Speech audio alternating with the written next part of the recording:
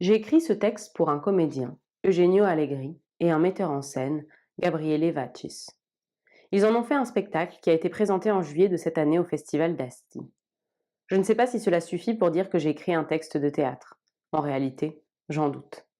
À le voir maintenant sous forme de livre, j'ai plutôt l'impression d'un texte qui serait à mi-chemin entre une vraie mise en scène et une histoire à lire à voix haute. Je ne crois pas qu'il y ait un nom pour des textes de ce genre. Peu importe. L'histoire me paraissait belle et valoir la peine d'être racontée. J'aime bien l'idée que quelqu'un la lira. Septembre 1994, Alessandro Barrico. Aujourd'hui, on lit un livre à la croisée des chemins entre le théâtre, le conte, le poème.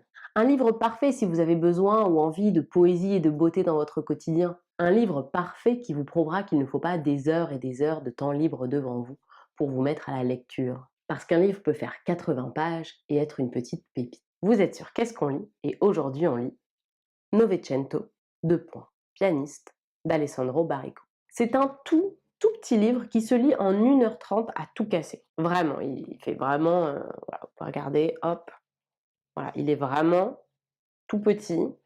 Je sais que parfois je dis que des livres se lisent vite parce qu'ils se lisent en 10 heures, mais là c'est vraiment vrai. Nous sommes en l'année 1900 très exactement, à bord d'un paquebot, le Virginia, qui fait des allers-retours entre les États-Unis et le vieux continent, l'Europe. Un jour, alors que tout le monde est descendu du paquebot, imaginez un peu à la Titanic les premières, deuxième et troisième classes, qui descendent évidemment sans se croiser, le pianiste, Danny Boudman, retrouve sur le piano de la pièce principale une boîte en carton. Et à l'intérieur de cette boîte en carton, il y a un nouveau-né, un bébé qui est né sur le bateau et qui a été abandonné là. Danny adopte le petit qu'il nomme Novecento et devient donc papa. Le temps passe. Novecento ne descend pas du bateau. Jamais. En fait, il n'est jamais descendu du bateau. Il n'a jamais mis un pied sur la terre ferme. Il devient lui aussi pianiste et joue tous les jours, plusieurs fois par jour, pour l'orchestre du bateau. Il acquiert une renommée auprès de tous ceux qui passent sur le bateau. On dit qu'il joue des notes qui n'existent pas et que sa musique vient d'ailleurs. On parle rapidement de lui comme du plus grand pianiste qui ait jamais joué sur l'océan. Alors il fait rêver, il suscite des jalousies, mais lui est complètement en dehors de tout ça. L'histoire est racontée du point de vue du trompettiste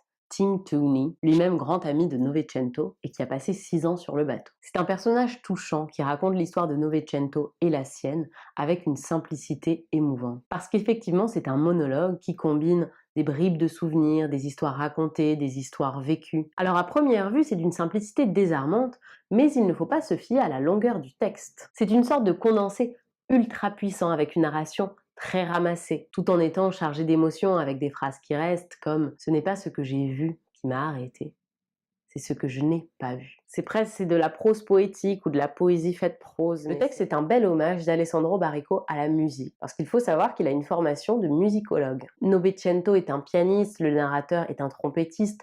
On a vraiment la musique qui sort des pages. Le rythme des mots glisse à la fois comme sur les touches d'un piano, mais aussi comme les vagues de l'océan. Il y a quelque chose des deux qui ressort de la musique et du rythme du livre. Et c'est aussi une jolie déconstruction narrative, suffisamment originale pour être notée. Même si c'est un monologue, parfois il y a d'autres voix qui parlent, et l'histoire n'est pas racontée de manière chronologique, mais suit plutôt les inflexions de la mémoire, comme si vous veniez de rencontrer le narrateur dans un bar et qui vous racontait cette histoire. Alessandro Barrico, donc auteur italien, aime façonner des destins époustouflants, mais qui ont quelque chose de très humble paradoxalement. Et le lecteur a l'impression d'être dans la confidence. Ce livre, c'est presque un secret, presque une histoire qu'on vous raconte au coin du feu, au point de se persuader que c'est vraiment arrivé et que Novecento est un personnage réel. Ah oui, oui, bien sûr, Novecento, le pianiste. Parce qu'il n'y a pas d'âge pour rêver et se faire raconter des belles histoires, prenez 1 heure, 1h30 de votre temps et laissez-vous entraîner par l'histoire de Novecento, le pianiste de l'océan. C'est l'occasion de prendre votre dose quotidienne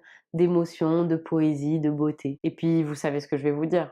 Mais oui, cliquez sur les boutons qui se trouvent là, enfin, il y en a un, écrit s'abonner, vous cliquez et hop, vous êtes abonné. Magique. Un petit clic sur ce bouton si vous avez aimé la vidéo. Profitez-en aussi pour cliquer sur le pouce levé qui dit ouais bravo, commentez, partagez. Et puisque j'aime bien vous garder un petit biscuit pour la fin, Eh bien, ce texte, qui a été pensé pour la scène, est actuellement mis en scène. Et qui joue le rôle du narrateur, me direz-vous? Ce que vous alliez me dire. Eh bien, ni plus ni moins qu'André Dussolier. Alors, c'est rigolo parce que j'avais lu une pub dans le métro et j'avais déjà lu le livre. Et je me suis dit, ah oui, super, je vais aller voir une mise en scène de Novecento, génial. Et parce que je savais pas qui était André Dussolier. Alors que beaucoup de gens ont fait plutôt le chemin inverse et parce que c'était André Dussolier, ils sont allés voir la représentation. Voilà. Alors pour l'instant, les représentations en cours sont à Paris. Moi, je suis allée le voir au théâtre du Rond-Point et je sais qu'il passe en ce moment au théâtre du Montparnasse. C'est vraiment une très très belle interprétation du texte, accompagnée par des musiciens qui ont créé la musique spécifiquement pour la pièce. Moi, mon conseil, c'est de le lire ou de le relire juste avant d'aller voir la pièce et de se laisser emporter à bord du Virginia par la voix d'André Dussolier.